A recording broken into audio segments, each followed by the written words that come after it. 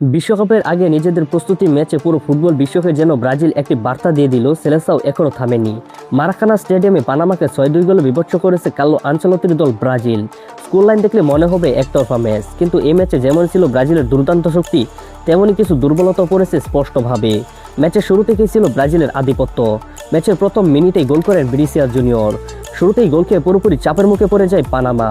Brazil এরপর একের পর এক আক্রমণ চালাতে থাকে। মিডফিল্ডে ক্যাসিমিরো পুরো ম্যাচকে কন্ট্রোল করেছেন। ডিফেন্স থেকে আক্রমণ সব জায়গাতে ছিল তার প্রভাব। অন্যদিকে উইং দিয়ে ভিনিসিয়াস জুনিয়র আর রায়ানের গতি পানামার ডিফেন্সকে বরাবর ভেঙে দেয়।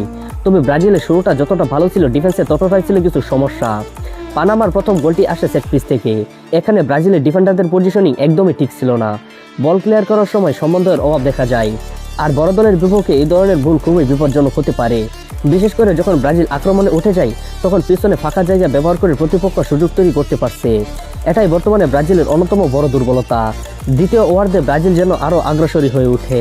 লুকাস পাকুয়েতা মিডফিল্ড থেকে দারুণ ক্রিয়েটিভ ফুটবল খেলেছেন। তার পাসিং এবং বল কন্ট্রোল পুরো ম্যাচের গতি বাড়িয়ে দেয়।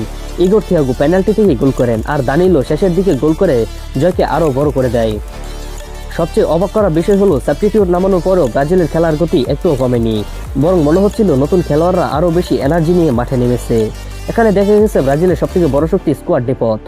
ব্রাজিলের বেঞ্চে বসে খেলোয়াড়রাও ম্যাচের চেহারা বদলে দিতে পারে। একদিকে অভিজ্ঞ ক্যাসিমিরো, দানিলো এবং লুকাস পাকুয়েতা, অন্যদিকে তরুণ রায়ান, ভিনিসিয়াস জুনিয়র এবং ইগোর থিয়াগো।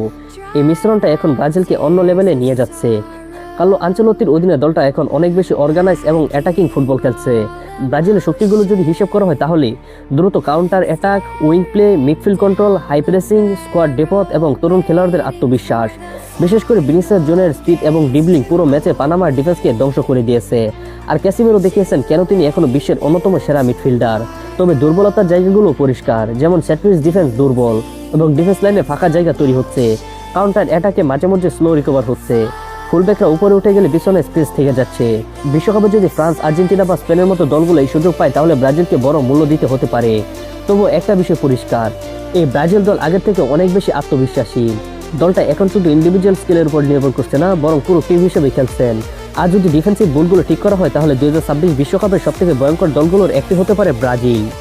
শেষ প্রশ্ন একটাই, এই ব্রাজিল কি সত্যি বিশ্বকাপ জয়ের পথে এগিয়ে যাচ্ছে? আপনার কি মনে হয়? কমেন্ট করে আপনার মতামত জানাতে ভুলবেন না, এবং অবশ্যই আমাদের চ্যানেলটিকে সাবস্ক্রাইব করে ভিডিওতে একটি লাইক করে যাবেন।